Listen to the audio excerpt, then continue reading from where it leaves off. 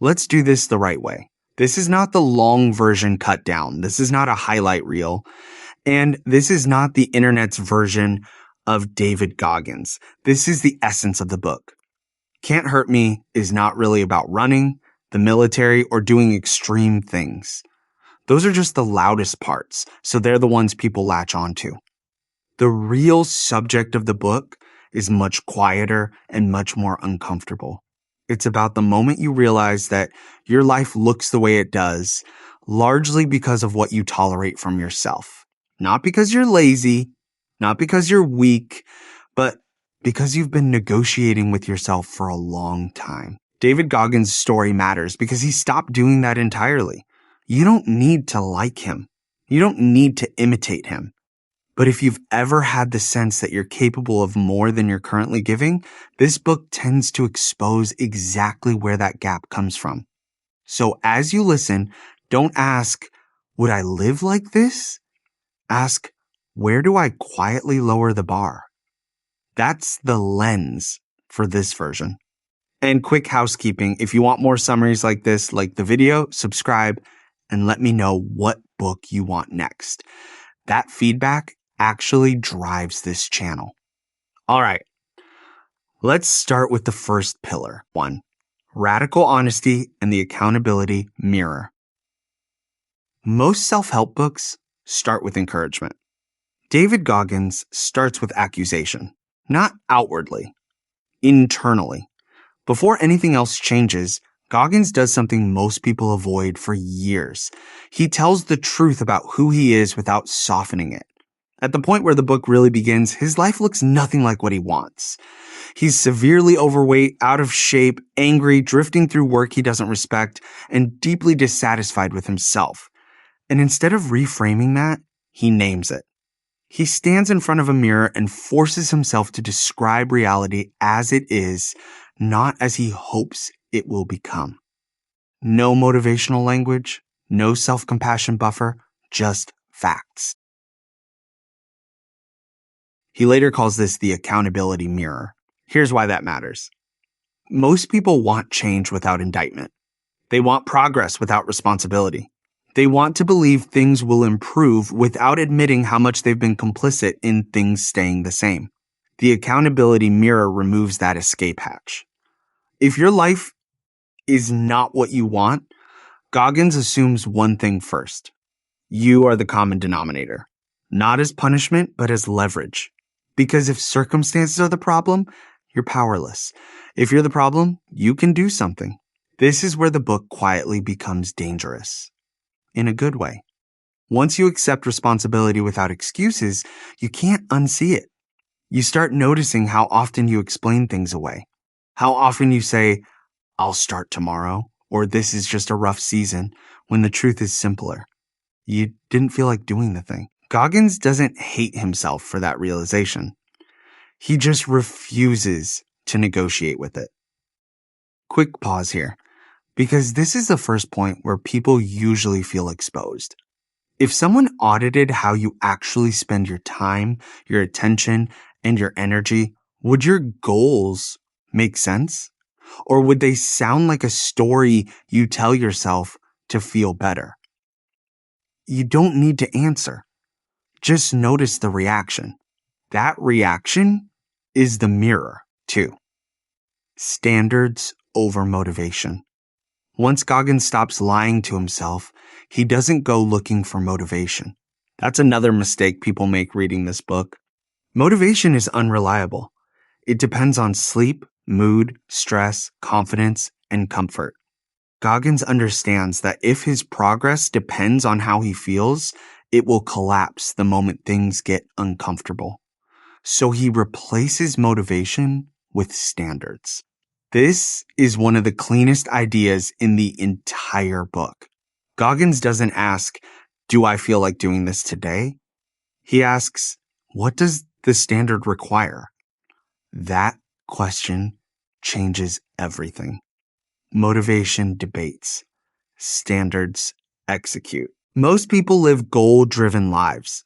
Goals are optional. You can miss them, adjust them, lower them, or abandon them without feeling like a bad person. Standards are different. Standards define who you are willing to be when no one is watching. If your standard allows quitting when things get hard, you will quit. If your standard requires follow through regardless of mood, you'll find a way. This is why Goggins' discipline looks boring from the outside.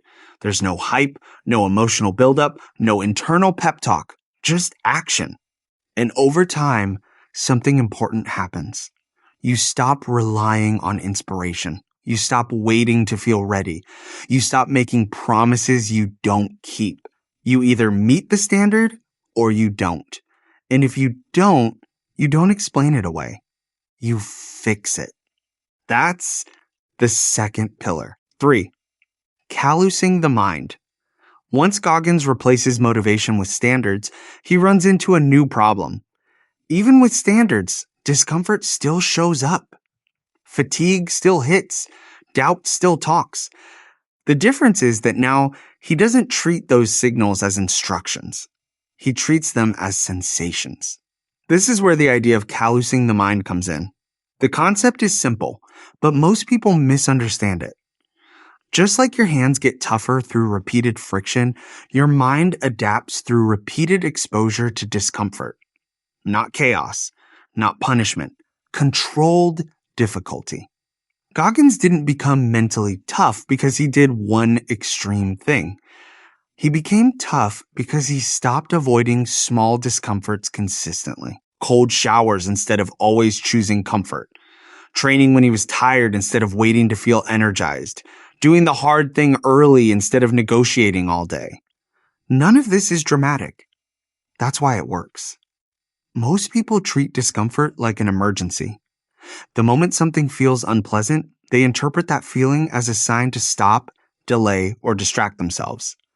But discomfort is not danger. Your brain doesn't know the difference between real threats and perceived inconvenience very well. It sends early warning signals to preserve energy. Most people obey those signals automatically. Goggins trained himself not to. Each time he stayed present inside discomfort without escaping it, something shifted.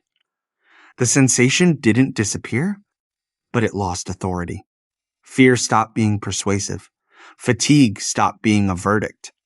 That's the callus. And once it forms, it applies everywhere. You procrastinate less because starting feels less threatening. You avoid fewer conversations because awkwardness loses its power.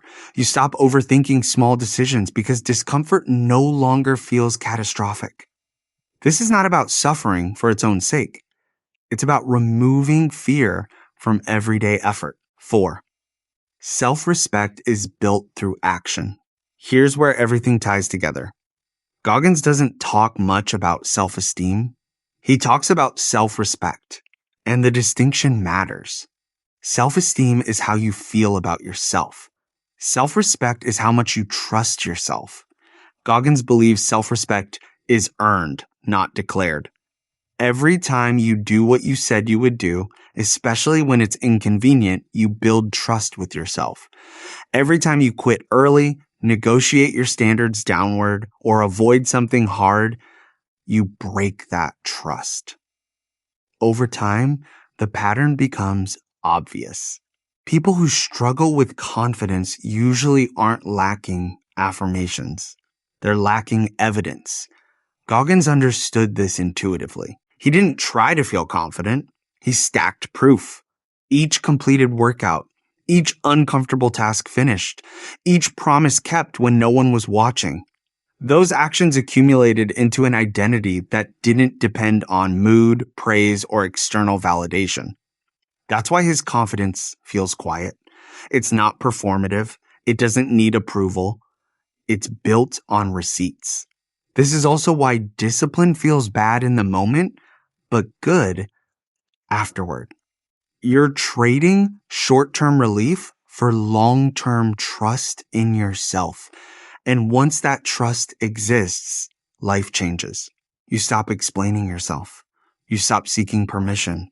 You stop needing motivation speeches. You already know who you are because you've tested it. 5. Why this works for normal life. At this point, it's important to clear something up. You do not need to live like David Goggins for any of this to work. You don't need extreme goals. You don't need brutal training. You don't need constant intensity. What you need is honesty about where you've been negotiating with yourself. Most people don't fail because they lack talent or intelligence. They fail because they quietly lower their standards in moments no one else sees. They skip the workout. They delay the hard conversation.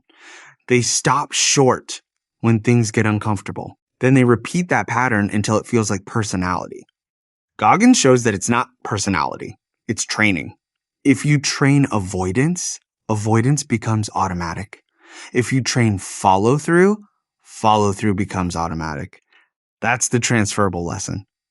If this framing is changing how you think about discipline, a quick like or comment helps keep this channel focused on this kind of depth. Conclusion. What actually changes when you stop negotiating? If you strip Can't Hurt Me down to its core, it's not a book about suffering. It's a book about removing excuses. David Goggins doesn't win because he enjoys pain. He wins because he refuses to let discomfort make decisions for him. That's the through line across everything we covered. First, radical honesty. He stops lying to himself about who he is and why his life looks the way it does.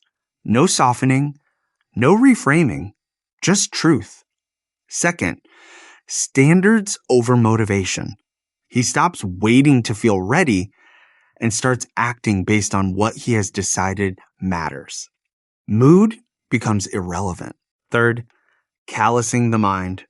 He stays present inside discomfort long enough for fear to lose authority. Discomfort becomes familiar instead of controlling. Fourth, self-respect through action. He builds confidence the only way it actually lasts, by keeping promises to himself when no one is watching. That's it. No extra layers. No philosophy detours. No extremes required. The reason this book sticks with people is because it removes plausible deniability. After reading it, it's harder to pretend you don't know where things went off track. Harder to say you're stuck because of circumstances alone. Harder to blame motivation, timing, or personality. That's uncomfortable. But it's also empowering. Because once you accept that you've been negotiating with yourself, you also realize you can stop. You don't need to become David Goggins. You don't need to live in constant intensity. You don't need to suffer for its own sake. You just need to decide what you're no longer willing to tolerate from yourself and then act like that decision matters. That's the real meaning of Can't Hurt Me. If this summary was useful, like the video, subscribe to Summary Central and tell me in the comments which book you want next. That feedback directly shapes what comes next.